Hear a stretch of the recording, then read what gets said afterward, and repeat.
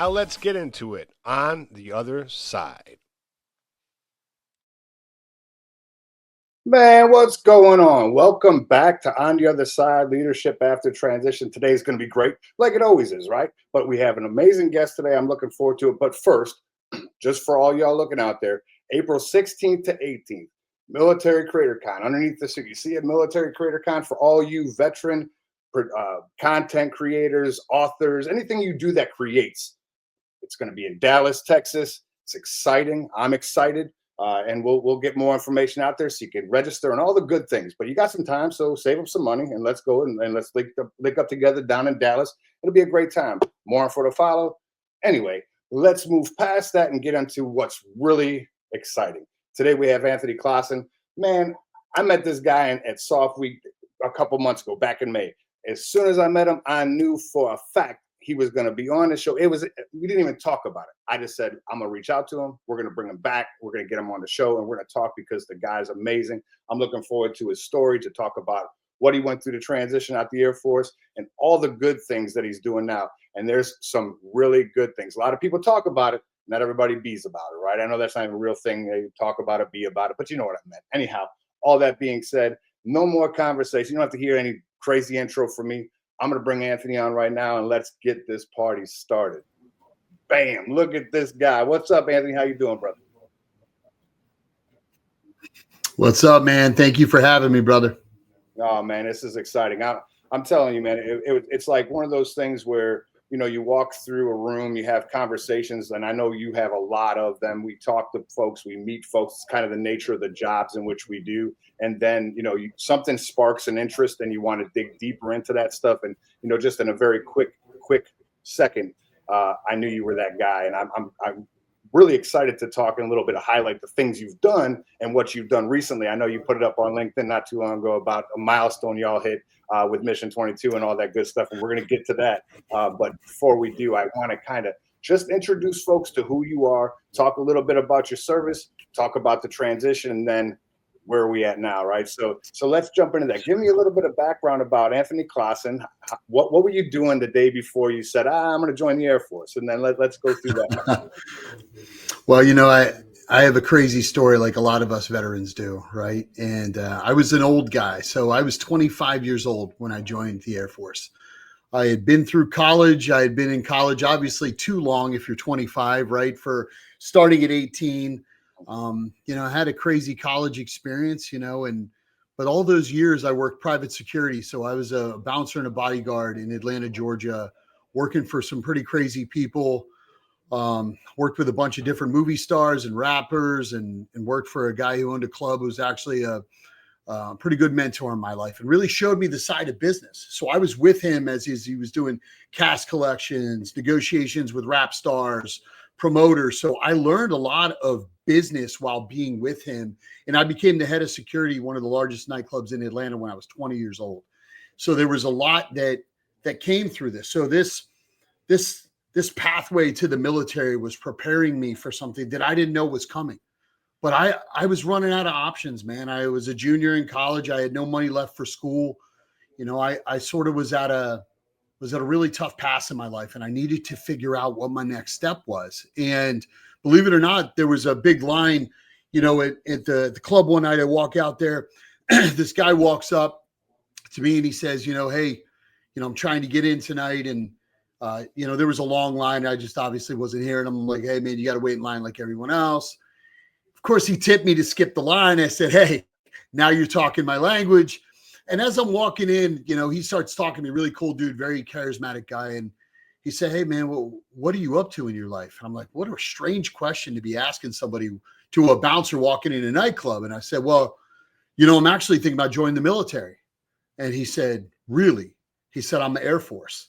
And he said, before you know, make any decisions about what your branch was, because I was looking at all of them. My dad was Army. My grandfather was Air Force. My other grandfather was Army. So our family has, once I did the 23andMe, found back family all the way to the Union Army. We've been in every conflict since the Civil War. So, you know, being in the military or part of the military has always been in my family, but I didn't know if it was for me. So this guy, said, hey, go talk to the Air Force. I went and talked to the Air Force. It was 2005, right? So we're at war. Every service was offering a what is that, a bonus or whatever, to sign up, hey, we $20,000, $30,000. I'll be honest with you, I walked into the Air Force a little big-headed for my conversation with the other branches. And this is where it went wrong. I walked up to the recruiter and I said, hey, sir, I just walked right up to him. Again, strike 1, 2, and 3 all at the same time. Walked right, hey, sir, these guys over here are offering me $30,000. They're offering me $40,000 because I'm in a strip mall with all the branches. Yeah. And he said, you can get the fuck out. I said, and I was like, I'm sorry. And he was like, yeah, you can get out. He said, this is the Air Force. We don't need you. He said, you can get out. Wow. And literally kicked me out. I walked out and was like, oh, crap, man. What did I do? I walked right back in and said, sir, can we start again? He said, we certainly can. Yeah. So we sat down. We started the conversations. I decided that was for me. And I had to do this thing called Quick Ship, where you show up every weekend to MEPS, and whatever job drops in the Air Force, you have to take it. So you asked what I did right before, the transition of becoming in the military. It was, I stayed in a hotel for 4 weeks until a job dropped. Wow. And they called us all in. I'm sitting there, with a bunch of different guys from all over Georgia. This time I'm living in Atlanta, like I was saying, and there were 50 of us sitting in a square room like this. And they said, jobs dropped. We're coming to give you your jobs. And it's 50 of us. I'm sitting about halfway through the 50. And they come through and they say, security forces, security forces, security forces, security forces, security forces, security. This went on for 25 people before me. They get to me and they say, voice network systems. And I'm like, what? And they get to the next 20 guys and give them all security forces. Me and one other guy are the only two to get this other job. And I stopped him and I said, I think you made a mistake. I said, I want to be security forces. And he said, you need to sit down and shut up. He goes, I just gave you the biggest opportunity of your life. You're too stupid to know it, but one day you will. Yeah. He sat me down and I'm like, oh shit, I guess I'm voice network systems. And that's when the dream started. That's when, I went to the military, and I'll be honest, it was the best thing for me. I needed to be humbled. I needed to learn what it was like to be part of something bigger than me. And I was fighting for myself, and my mom and dad are amazing people in my family, but we weren't handed anything, and we come from very loving beginnings, but very tough beginnings that I've seen financially and tough in my life. So understanding that I was so used to just fighting for me, it taught me how to fight for something greater than me. And it was honestly the coolest experience. I had a hard time in basic training. I was probably the biggest kid, I was, 6'2", 230 pounds of muscle, and all these other 18-year-olds, so I stuck out like a sore thumb. They just came for me. Those TIs were like, oh. And that is actually where the name Colossal came from. My last name's Closson. I was getting yelled at by my TI who was 5'4", and he would tell me that I needed to go get the chair, and I would have to go get a chair, bring it over. He would climb up on the chair and get into my face. And he said, Colossus, you big colossal dumb shit. And so Colossal stuck with me. So the other kids started calling me Colossus and Colossal. So when I had the opportunity to one day pick the name of my company, I wanted it to be from the roots that gave me the opportunity, and that was from the Air Force. And it was from that TI changing my life and trying to get me to understand that there was things much bigger than me. No doubt. So I was a drill sergeant for 3 years in the Army. And oh my God, you were the guy. Yeah, I was the guy. And it's funny because as you're saying those stories, I remember because those are the big guys are the ones that we would go for, because if I could intimidate and or at least humble you, right, then the rest follow. Because if the biggest guy can stand there and take it and be, disciplined and in order, it kind of forces the rest to do it, because like, man, if that dude ain't scared of him, he ain't really scared of me, right? So it's just it was a funny correlation. Yeah. But I love I love the idea of the thing or the things you said as far as how it made you feel, how it humbled you, how it made you look at something larger than yourself. And very, very similar paths, right? I mean, my last name is Low Dick, bro. So, I stick out like a sore thumb, regardless if I want to or not. Add the beard and everything else, and I was getting crushed by my drill sergeants as well. But I think there's a maturation phase in the military throughout time, and it's like I'm here for me, and then Yeah. you're there for you, but then you quickly realize what it means to really be on a team and what it really means to do the things better so these people right here can eat, right? And I don't mean it like in the physical sense, but we all have to do the things to work together to get to a mission or accomplishment of something similar, right? Anyhow, all that being said, it's definitely probably the one thing that I put on top of my list of my positive experiences to the military. I have all my experience in the military are positive, even the negative ones, because I am Sure. here with you right now because of all that stuff, right? So either Yeah. way, it's good stuff. All right, so good deal. So you do your 4 years in the Air Force. You learn some things, obviously in the IT field, and which is a great segue into the transition, right, and into where you're at. I think that he was right. He said he gave you a favor, right, and you're not. And He you're did. too tough to know, because now where we're at today, you can sit there and truly say, man. One other thing on the side, right, is you did go to school for a while, and you actually are very educated. You have an extensive educational background. I mean, when I looked up some of the things about what you've done, obviously I don't want to call it stalking, but when I'm preparing to have a conversation with folks, I like to look at things that really stand out. Obviously, that you have a bunch of things that stand out, but the education was very impressive. I mean, just the amount of education. You can see it doesn't always line up. I mean, but business administration or business assistant, whatever it may be, and then organizational leadership, and all ties in to kind of where you were going, right? Throughout Sure. your 4 years, and then the transition comes. So let's talk a little bit about that transition. So you decide, 4 years is good. I got what I got. I understand what I need to do now. Now I want to get out. Was there ever a thought to say I'm going to reenlist, or was it I'm always going to just do 4 years, get a foundation, and then walk from there? It was a really hard decision because I loved the military, and I still love the military. And I'm so thankful that, 16 years later of Colossal, we're still supporting the DoD and our warfighters. I just had a whole team down at Bragg working with special forces. It's like the greatest thing in the world, right? I just love it. So, but yeah, it was hard. My biggest deciding factor, though, was just my age. To be honest with you, I was 29 years old. And thanks to the Air Force, with all the training and the TA that provided me, I already had, I think, my master's degree. So I was sort of hitting my head in the limitations of an enlisted airman at the time, in my opinion. And I don't think I was doing the best I could do for the military, because they have rank for a reason, right? And I really believe that because of my education and what the Air Force had empowered me to do, I had outgrown a staff sergeant 10 times over at that point. And that, just to be honest with you, right? And that's because I sought after the education. I took the training opportunities. The Air Force asked me, hey, work your ass off and be the best, and I'll provide you what you need. That was the deal I had with the Air Force, that the Air Force has with us and all of us in the military. It's what we make of it.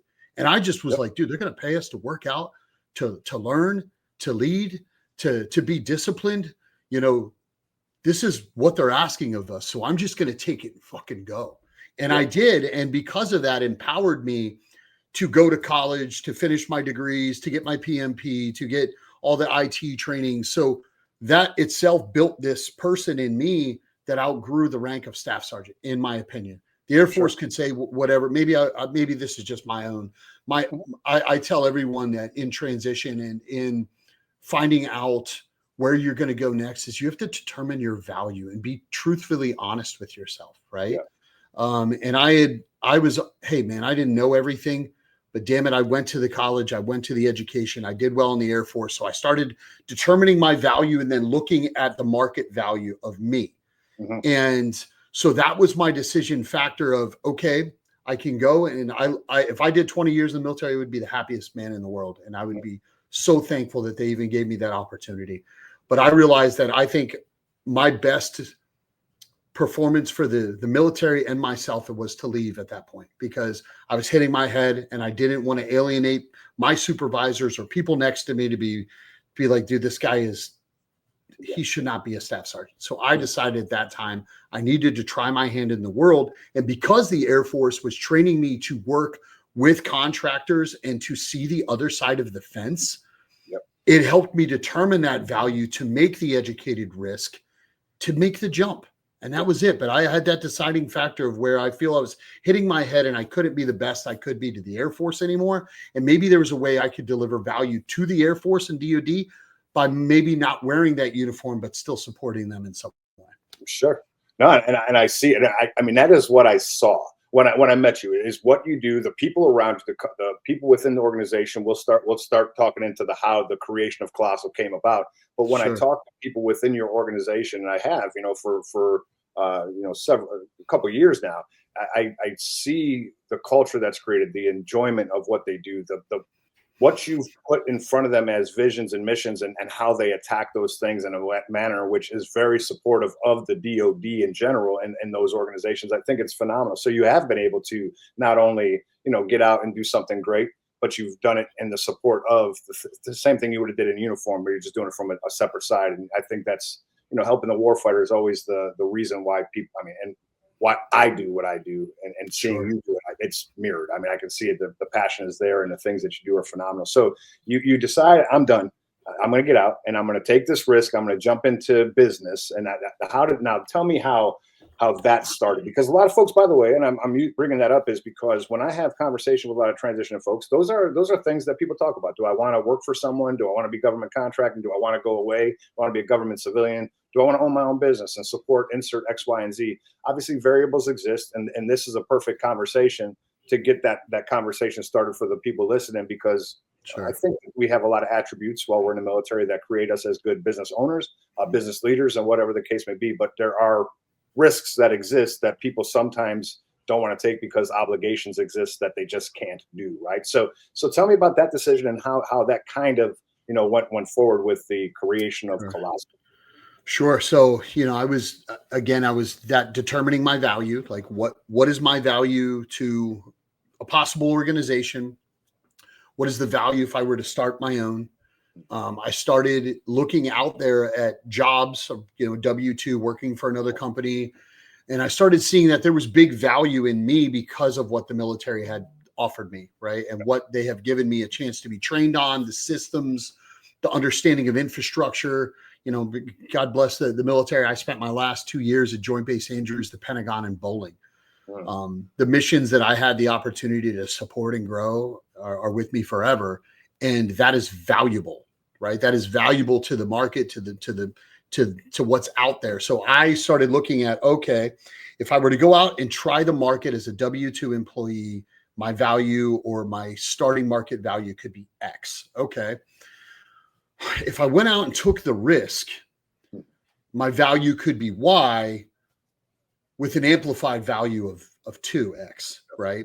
Yep. However, the risks of doing those things are way different, right? And I found the opportunity of sort of a midway to that, which is going to one of those companies who wanted to hire me and said, what if I created an LLC and you gave me a subcontract to work for your company, but as my company? The answer was, I don't give a shit as long as I can work with you, right? Yeah. And that was a great answer, right? That helped me make that decision. But I will tell you, if that decision or that conversation didn't go that way, I don't know if Colossal would be here, because I always wanted to take the risk. And I had found years ago that there was, if I could ever make that risk, I think I could do it. Because I believe in myself and I think I could add value to the government. But that conversation with that man that day, and then I had several other with companies that were also like, yeah, I don't care. I'll 1099 you. You just tell me your LLC name.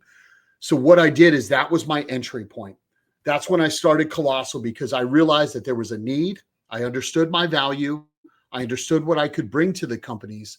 And if I knew I could get my foot in the door and start with me, then I could say, well, sir, I also have these amazing other veterans that are getting out, because that's what I did. I went to my Air Force buddies who were also getting out, and I went and sold the government and the SI that I was working for. Well, I also have some other good guys, and they're going to be under my umbrella too.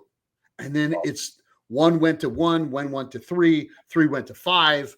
And I started systematically building Colossal in that fashion. But that risk you really have to determine, and what that is knowing your value. You have to start off with knowing your value, who you are, what you can bring, and also don't be false in that. Look at yourself in the freaking mirror and tell yourself the truth, because I had a lot of limitations. I wasn't some fucking superstar. Like, I had limitations like everyone else. I had, just started a family. I was like, you talk about my education, sir, and I'm going to tell you something that, as much as I want to tell you that I just thrive for the education, and I just wanted all these degrees up on my wall. I'll be honest, it was the GI Bill that helped keep the company afloat, because they pay you as a staff sergeant to go to school. So I was working 50 hours a week, then going to night school every night so I could provide diapers and rent for my young baby and my wife. Like, so as much as I want to sit here and tell you that I chased the dream of education,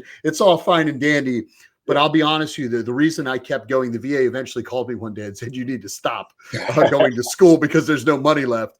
But I use that to fuel my dream as part of the plan. When I went to go start my company, I knew I could offset that. Now, again, a lot of risk and a lot of sacrifice. I didn't see my young family for a couple of years, and God bless them. I went to school every night, almost after work, from 6 until 9:30 or something. But that money helped supplement to get Colossal off the ground. So again, the United States military giving me the opportunity to use my GI Bill, and fucking here we are, man. That's beautiful, man. So it's really interesting, right? Because I think that what you did was exactly what I tell folks. It's not it's cool to get a couple of dollars, right? And that's fine. I mean, do what you do. Go to get your education. At least it's purposeful. Now, I have some folks that go to school specifically for the money, but they failed out of school and then they have to pay the money back. What's the purpose behind what I'm doing? You had a larger purpose to grow Colossal while meanwhile getting an education and then providing dollars for family, right? Which is that's what it is. Good on you. I mean, that takes discipline. More than discipline, though, it takes drive and passion and an understanding of your value and where you're going. And I think that that's important. And that's a lesson in which I think many of us can take from you, because there are a lot of folks that don't know what they want to be when they grow up. And that's fine.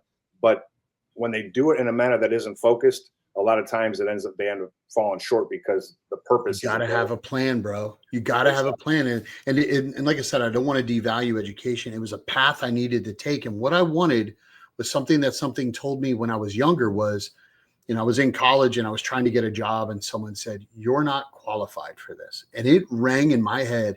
And what I wanted no one to be able to freaking tell me anymore was, because of my lack of education, I wasn't qualified. So that's why I have master's degrees. That's why I have all this training. And anytime the Air Force was like, who wants to go to training? I was like, dude, I'll go. Like, send me right now. And that's why I tell my young military guys and gals now is like, if they provide you that opportunity, you freaking take it. And guess what? They're only going to have 3 or 4 training slots between 25 people, and they're going to give it to the people that are kicking ass. So just kick ass and take the freaking training and send the path, right? I didn't know what I wanted to be when I grew up exactly. But damn it, it was all in this path. That's important, because all the other things become noise. And if you don't have a path designed, and it doesn't have to be specific, right? I don't think you have to know that I want to be an oncologist, right? And put it out there, and then these are the steps. Now, if you're able to do that, good on you, right? But if you have a desired area in which you want to go, all the other thing then it's just noise, and you can block it out and move forward. But if you don't have that, everything's a shiny ball. You turn your head for every noise, and then you never make progress because it's constant just turning your head as opposed to driving forward. So understand that path or plan. It's okay. And oh, by the way, life happens. But if you've set yourself a goal, you can go to the left and go to the right. Baby's born, someone passes, money troubles, whatever the case may be. But it doesn't mean you have to stop going towards where you're going. Just a detour for a minute, and then you get back on the right track. And that's amazing. The other thing that I think is amazing of the story is how often have we heard in the military, out of the military, you hear people that have never served a day. If only someone would give me an opportunity. I could show you that I can do this great thing if you would just give me a chance. And the fact that you said Colossal may not be here had those people not said, okay. But I think what what really defines it for me, why it's a positive thing in your case, is that you're a good person. And I think people will give good people opportunities when they know who you are, what you're doing, what you're about, the value you hold, the confidence you hold, the character in which you wield, right? I think that those things happen to good people. I truly believe that. And if we are the type of person that, quick to cuss someone out because they didn't, prepare your eggs the right way at the Waffle House or whatever, that stuff stays with you along the way. And they realize that I'm not giving this guy or gal an opportunity because F them, right? Because they're a piece of shit or whatever the case would be. So, I mean, I think that's a testament to who you are, that you were given the opportunity, because so many other folks just aren't given those opportunities for various reasons. But I think it's because well, and brother, you nailed it. Is opportunities are earned, right? Those guys didn't. It's not like I walk up to a stranger and pitched my dream to them. This was a guy I've been busting my ass with alongside of for years at that point, and was like, this dude brings it. Hell yeah, he's going to add value to my customer and my company. This is going to, because that's how it all works. It's a value. It's all connected value. And that's why it's important for these young men and women transitioning, is understanding your value of yours, but how do you bring value to somebody else? Hey, I want to start a company. Okay, great. What's your value and what's the value you're going to bring? It's real simple. When you start connecting those things, what I realized is, as I was growing Colossal, I had to figure out ways to continue to deliver value and then increase my value and my brand. Right. And that's all it's about. People try to make it, more difficult than that. But Jeff, as you know, man, a lot of that is just your value and what you can bring to somebody else. Period. That's like period, exclamation point, like 7 of those. Yeah. Right?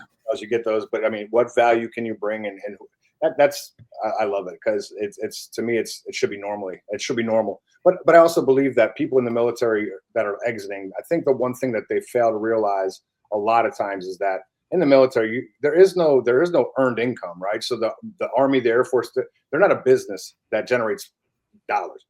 But when you leave the military and you get out into these companies survive by generating dollars. And what the correlation or the difficulty and being able to articulate the value is, how am I going to bring your company money? And it doesn't even mean if I'm bringing it money. There's people's jobs that are to build money, in the pipeline and all that good stuff. But then there's people's jobs that are customer facing, and the value that they bring is their hard work, dedication, their ability to do above and beyond, because my PD says I'm supposed to do only this. That's not in my job description. That shit doesn't get good customer satisfaction. And when you say things like that, it's a big black eye on a company. But I don't think a lot of folks that are coming out of the military truly understand the business side of things. Yes, they're probably qualified based on what they can do. They're probably overqualified for a lot of things based on their experiences. But do they understand the value that they must bring to the company? And I think that's sometimes what they can't understand that, because, and I don't think they're stupid. I just think that they haven't had to do it for 10, 15, 25, 30 years, because we don't spend it or save it or earn it for the military, even though we say we saved $25 billion. That sounds good. Yeah. Good on. Well, dude, you nailed it. And that's a big, I would say, a very large problem that I've seen over the last 16 years of transitioning, of hiring veterans, seeing how they perform, knowing people that are performing in the market, is, hey man, this is a business out here. Right. Mm-hmm. And that transition of understanding that you go from a mission to serve, again, you're going to a mission to serve, but the ultimate value there is to deliver value. Mission to serve to get value. Same thing in the military. Mission to serve to get value. If you can transition that to business and remove the slime that you feel is, oh well, I can't sell to this guy. You're not selling anything. You're bringing value to them. So I tell, senior guys and gals that I hire that are, former generals, colonels, E9s, E7s, staff sergeants, whatever they are, when I say, hey, listen, when you're coming over here, you're not selling people a used car. There's some people that do that, and that's great too. But there's a value, whether you're selling a car or the most advanced weapon system in the world that you need to deem, that you need to prove. So you're not selling anything other than your value, the value of what your system and your company is, and you're trying to enable and enhance a mission, right? And that's why I tell people, when you come to this world, especially in GovCon, Your job is to enhance missions. It's no longer about medals. It's no longer about you things on your wall. Your job is to prepare the warfighter and to elevate their mission. You don't need to feel slimy about that, but these are your friends. And if they are your friends still, and you have those relationships, now you're bringing value to them. Yep. You know, they have a real hard time of, oh man, those are my people. I can't get a meeting for this. And it's just like, dude, this is how the game works. And you're going to bring them value. You're not going to discredit who you are as a person. And this is now your new life. I always tell people, like, man, there's two things that happen in the military is you do the ultimate sacrifice and you die with that uniform on. And God bless all the young men and women who have given their lives for our country, and my couple friends that have done that. Or the second thing is you're going to take that off and join the force one day in our world, right? Yep. So prepare for it. It's coming off, right? And when that uniform comes off, you better be ready to understand your value and learn how to deliver it to somebody else. Yep. Well, it's interesting you said it. So I had a hard time with business development. I am a business development guy, and I actually love that job. I do. But initially, my thoughts were, I remember friends of mine getting out, coming back and hit me up and saying, "Hey, man, I'd love to see you." And I'm like, "Okay, cool." They come to the office, and instead of coming to see me because they want to, they're coming to sell me something. But I took that in a way that was disrespectful and foolish. But that was just the way I felt. When I came out of the military and I did a couple things before I started doing business development, what I realized is a couple things. One, whether I'm doing it or not, someone's doing it, right? It's a job. Someone's going to do it, and that's fine. But more importantly, why am I doing it? I mean, some people want to do it because there's good money in business development, depending on your bonus structure, salary, blah, blah, blah, whatever that may be. There's good money there. But the other thing is, like, for me, I want to get paid, obviously.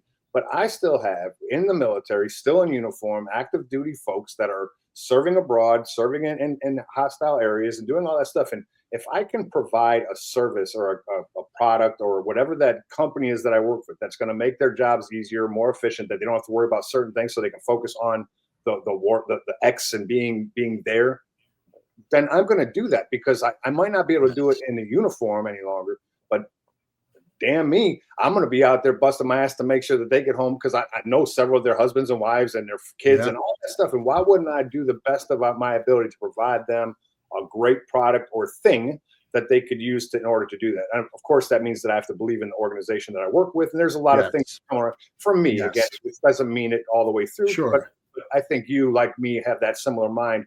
Because at the end of the day, the mission is what's important. The customer is our customer, and we understand what their mission is and trying to get them back safely and all that good stuff. And however we can do it, let's do it. So you're not selling anything. Sure. Providing them a solution, period. Yeah. And if they don't, it's okay. But and it's a tough thing, man, Jeff. We got it. And when I go to, I've been very fortunate enough to speak at a Patriot boot camp for the DAV. One of the coolest engagements that I do. So I have a whole room of veterans that are thinking about starting their own business, right? So I've got 50 to 75 people that are right where conversations like we're having today of like, all right, here we go. Either people ready to make the move or already have made the jump. And they're looking for those words of guidance. And the first thing I tell them, if you're looking for some easy button, it's not fucking here. And I'm not going to hit it today. And if you think that's what this is, then get out. We're in the wrong spot, right? So I give them the truth and the pain and the blood about starting a new company, but also tell them the simple points. And that is, do you know your value? Do you understand clearly what you're worth, what you can bring? And then whatever that good service or whatever you're going to do you clearly understand the value that it's going to provide? If you know those two things, then we can start having conversations about the next. But damn it, those two things need to be clear, crystal. Yes. And that is the usual starting conversation that I have with the DAV and the amazing program that they have at the Patriot Boot Camp. And I think that's tough, right? Because you're coming out of the military and you're like, all right, well, I've been this guy or gal for 22 years. Damn it, I understand that transitioning out of that and unsnapping yourself is tough. What I could tell you is, as you are doing this, engage in a transition plan that's helping you get at least a couple toes in that world. I don't want you to take all of them out, because the reality is you need to stay alive and prepare for the mission. But the reality is like, I see some of these programs, even Colossal is becoming one of them, where they have these, some mentorship programs where you can come work for an SI or, work, at a company, or whether it be healthcare, whatever it is, like I would tell anybody, don't wait until the last day, turn it off and then try to turn it on. Yeah. Because like any piece of technology or anything, you're going to need to reset. You're going to need to understand that transition is real. And I've seen people crash and burn in that. They'll take a month off and be like, all right, now I'm going to figure it out. Like, dude, you're trying put a lot of pressure on yourself. 22 years of doing something, taking a month off and be like, all right, now I'm going to figure this out. And then they get sad because it's a year later and they still don't have work. Yeah. Because they haven't been thinking or preparing for their transition. Oh, for sure. I mean, I do a lot of stuff in the transition space from different programs, and there's a million. I love these organizations, to be honest. So many out there doing great things, and I don't want to highlight any right now, but I typically do. You hear it all the time with all Sure, yeah. But I think one of the interesting things is that I think the one known is that most people transition, and their main priority is get a job because they want to maintain some livelihood or something for their family and all that stuff. But I often talk about there's other people going through the transition with you, with your family, right? So if you decide to go and do something without, the conversation, unfortunately, Anthony, I've got so many friends of mine post-retirement and post-separation that have been divorced. And a large part of that is their inability to find out who they are or to identify who they were before. And they carry it with them. But I don't want to say it's no longer there, but you could be a sergeant major, you could be a staff sergeant, you could be a general, and maybe the general can still be the general depending on what boards he sits on or whatever the case may be. But most of us, we become Jeff.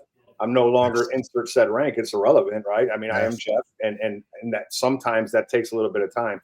But I just think, to your point, because I think you nailed it by sitting there saying you got to look forward, you got to understand your value, and in the process, whether it's employment, I tell people, get a job. You'll get a job. Jobs are jobs. What are you willing to do? Right. I mean, that's the answer. Right.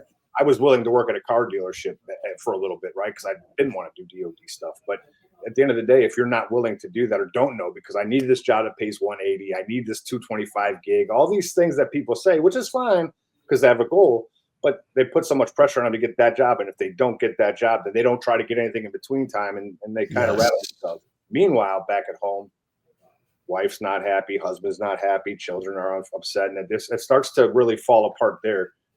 Your job is your job, but there's so much more to the transition that isn't really employment related, right? I mean, and I think that, like you said, in order to make Colossal what you did, you had to kind of sacrifice some time with your family in order to build it.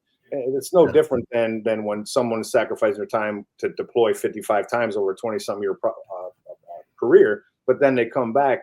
And now we gotta focus. When we can get back there so we can grow together. But all those things are interesting. I've just found that there's a lot of things that are more detrimental than employment. But that's just me personally. But I got a question for you. So the one thing you had said the first time we met, when we were introduced, they talked about my podcast, and I help out transition and service members. And you said, "Man, that's amazing." He said, "Man, I'm so happy to have this conversation." You had made mention of Mission 22, and you said a number that blew my mind, by the way. I've been very familiar with a lot of organizations, a lot of philanthropy throughout time. And I know a lot of folks want to give, but I got this bill, or I got to take my kids to Busch Gardens or wherever I'm going to go. So my money is my money. And I really don't, I might put $20 in a thing here and there, but you hit a milestone less than 2 months, well, May, right?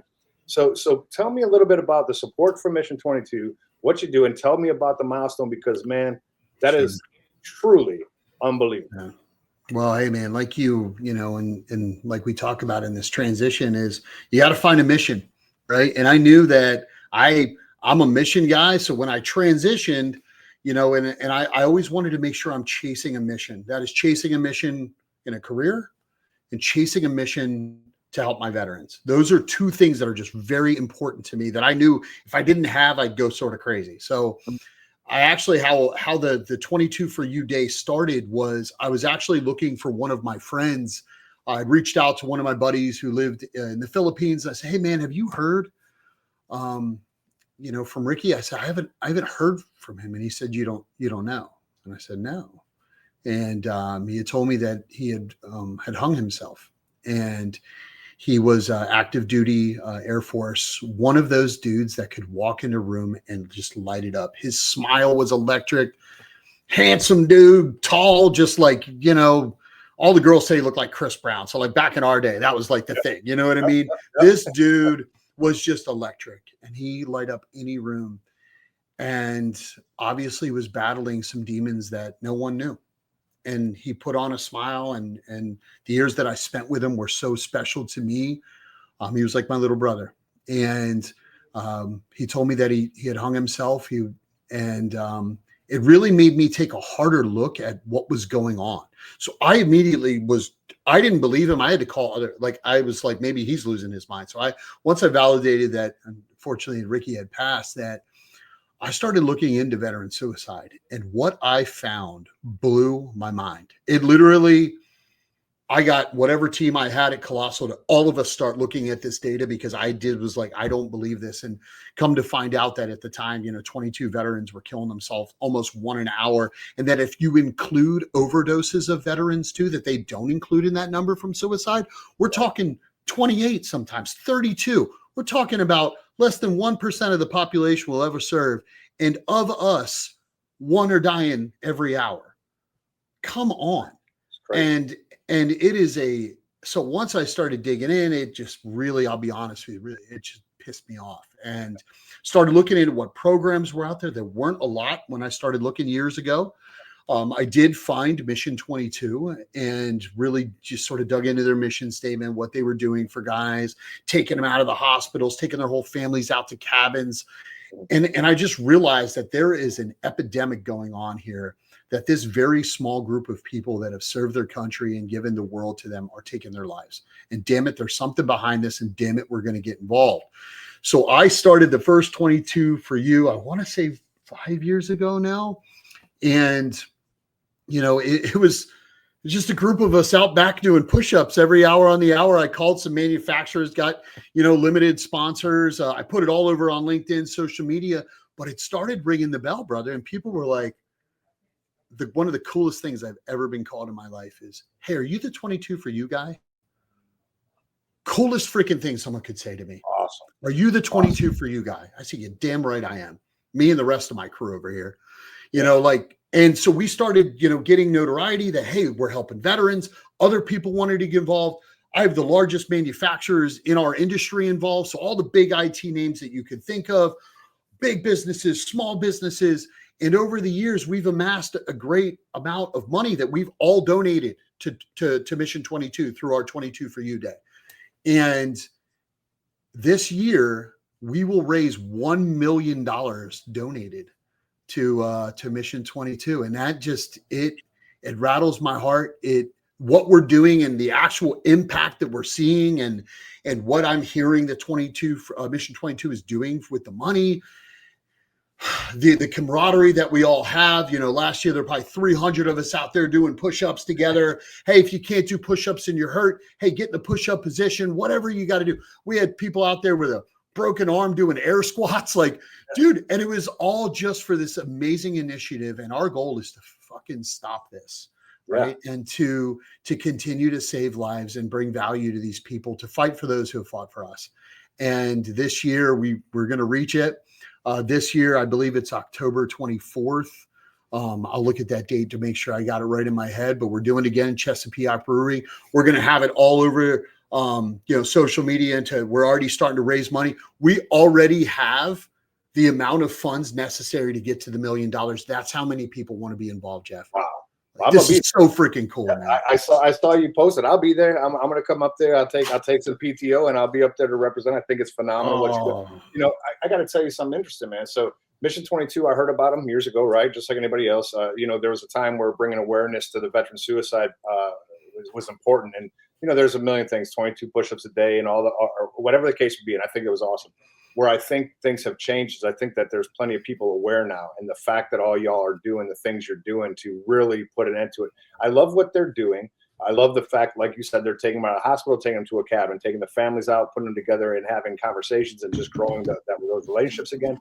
But what inspires me is when I look at an organization like them, who I think is phenomenal, and then you see copycats, and I don't mean it negatively, it's okay. They want to do their own thing, but they're all supporting the same mission. There's not a lot of, I mean, I'm sure there's competition amongst it, right, from a business side.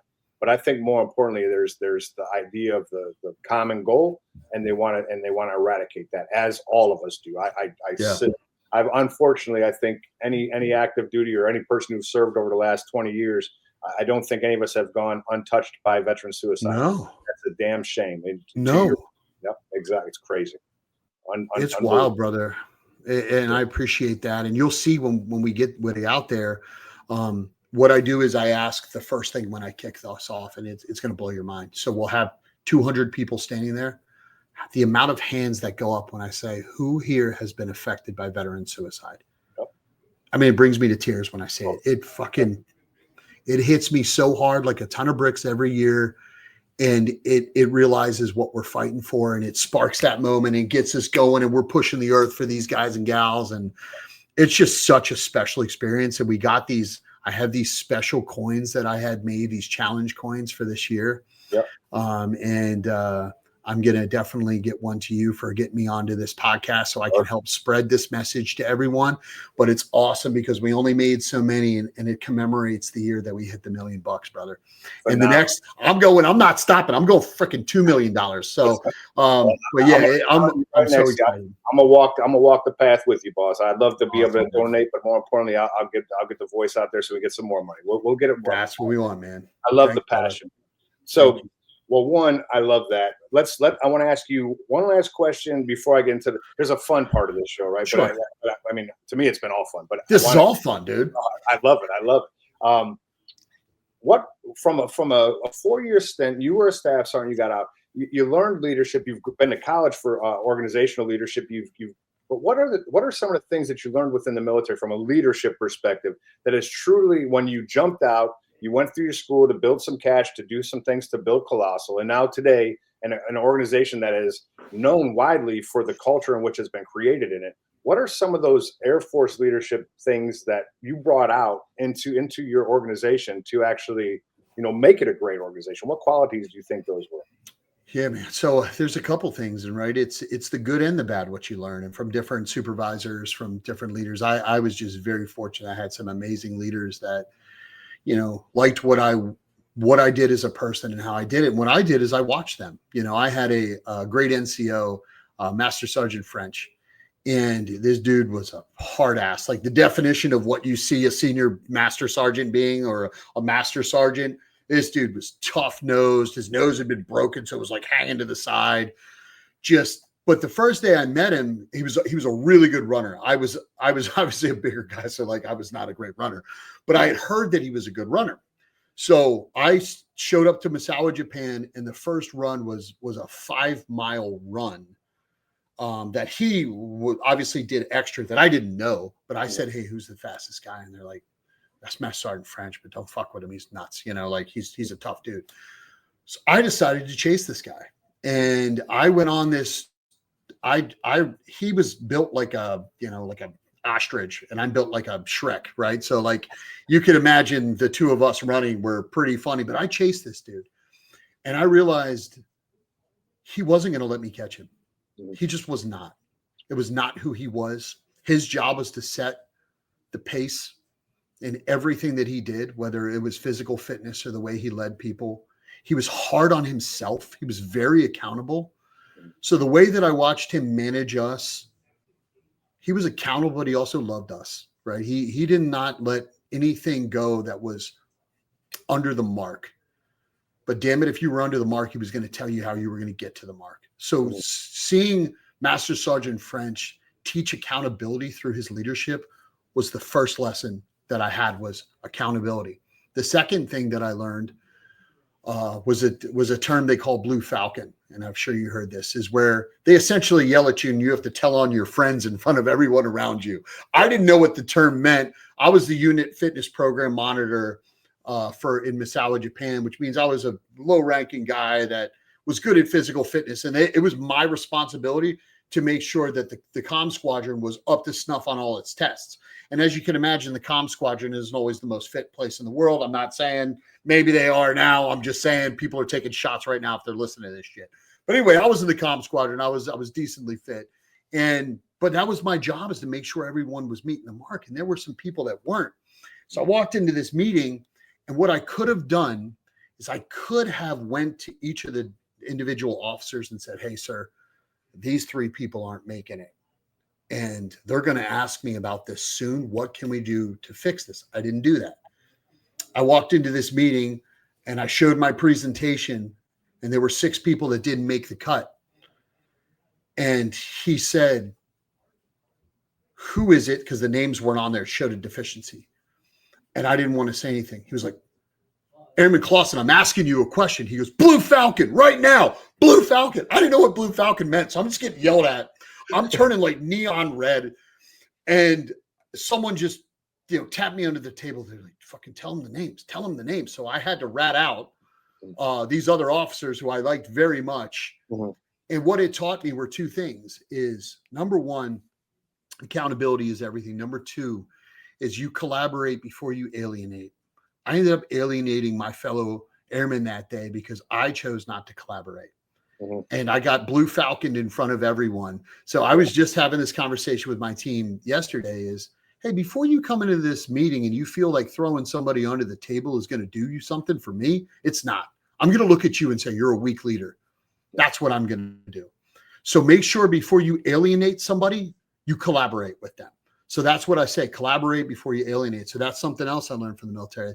The last thing is this, and this is something that we're war fighters, right? So war fighters have rank for a reason, and they have structure for a reason, right? You got to go up to go down. And that is absolutely the way to go, especially in a high operations area, communications, weapon systems, all these things. But in corporate America, that doesn't always work. We're a very flat organization built on performance, built on military core values of accountability and those things that I told you that I learned from Sergeant French and that from the Air Force. Mm-hmm. But in this world, it is high speed, low drag, and you got to go get shit done. And when I need something done, the beauty of this world is I don't have to go to my director to go to my salesperson. I will go right to my salesperson and tell the director I did it later. Mm-hmm. So that is the one thing that I learned, that I tried in the beginning to structure Colossal like the military, and it was slowing us down. It is built in the honor and the love of the military, of the core values and what it stands for, to be accountable. But in order to get things done, I had to break that mold a little bit. So those are the 3 things that I learned. Is the accountability part is absolutely key. Collaborate before you alienate, and make sure you have a structure that's flexible and accountable and that can get shit done fast. Because we are in the mission of elevating missions, but they can't wait on us for a decision. We got to go. So those are the things that I learned. Oh, it's phenomenal. I wrote it down. Collaborate before you alienate. It's similar conversations, but I never heard it like that before, and I'm going to keep that. And I might steal it. So if you hear it out there, no worries, man. Don't tell nobody. Yeah, no worries. All right. So here's the last part. I want you to share a story, right? So here on the other side, I like real, right? I'm a genuinely great dude, and I love to hear stories to help people move through the needle for their transition. But I like comedy. I'm a funny guy. I like to listen to things that, especially in the military, because you can't make these stories up, right? And that's kind of what it is because we do things within the military. And I don't care if you served a week in basic training or you served 28, 35 years. There is a story that when you tell someone that never served a day in their life, they're like, how are you alive? Or how are you not in jail? Or how are you guys still friends? Right? Whatever it is, because they just can't understand that level of stuff. So do you have a story to share with us? And if you do, I'm so excited. Oh boy, man, I got many. So we'll talk about a funny one. So when I was in Iraq, I was in Ali Al Salim, and then we were going to do a mission to go help security forces out there that had some infrastructure that got damaged by war operations. And being an Air Force guy, I always didn't get the coolest gear when it came to go to the armory. My Army brothers and the Rangers that we were with all had cool shit, right? So when I go to the armory to get my body armor and everything else, I think they were playing a joke on me that I was not aware of. So when I go out there to get everything, they give me the hood with the bomb-proof thing. I look like the Marshmallow Man. And not only that, we're in the freaking desert and they gave me shit from Vietnam that was like green camo. So I literally am like, and I'm asking the guys, like, is this the right shit? And it's the Army guy going, oh yeah, no, everyone's wearing this shit. Don't worry about it. Right. So I'm, getting armed up. I literally have to walk out to the flight line like the Marshmallow Man. And as soon as I get out there, all the Rangers that are out there turn around and go, oh, look at this fucking guy. And I literally got like laughed off the tarmac. And I'm sitting there like, I have this helmet on with these glasses with like, and the Delta guy has no freaking sleeves on. The Rangers have like tactical knee pads and all this cool shit. And here comes the Air Force guy coming out in the Marshmallow Man outfit. So needless to say, that was one of my better times. And it was so cool being in a joint operation where I was with other, service members, because the shit that we talked to each other and what you learned from that, dealing with the Marines or the Army was just such a great time. But the jokes that we played on each other are comical and will go down forever. And that freaking Army guy, I love him and hate him all at the same time, because no one will ever forget the jolly green Marshmallow Man from the Air Force who walked his big ass out onto the flight line. So yeah. Absolutely amazing, man. Yeah, I love it. yeah. I got to tell you, I can relate to that story, not because I was the marshmallow, but I was enjoying this my whole career. And we definitely had some fun with everybody, bringing the staff to the airmen. It was always a good time. But but they got us too, though. Don't get me wrong. Because I'm not the brightest guy in the world, so tell me anything, and I'm like, yeah, okay.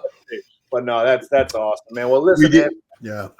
I sincerely appreciate you coming. I sincerely appreciate you taking your time to be here with us and just have this conversation. Anything you want to say before you head out? Just that I really appreciate what you're doing, man. And you're adding value to the community that we love so much, man. And any opportunity that you need me to do to get involved, please, I got your back, and keep doing this, because it's a lot of fun, and you're gonna help people transition. You're gonna help people smile, and all of that is fucking important, man. And I just really appreciate it. Oh yeah, no, that's great. Well, everybody, Anthony Closson, Colossal LLC. Hey, this has been a great conversation. I appreciate you. And hey, follow them on LinkedIn. Follow the company on LinkedIn. They do a lot of great things, and it's always good to support folks. And oh, by the way, he's the CEO, so maybe one day you need a job or something, and you can show him your value, understand your value, and he gave you the answers to the test. So, and that's not just with him, by the way. That's with several companies, a majority of companies anyway. But I appreciate you guys, and we'll see you again next time on the other side. Yeah.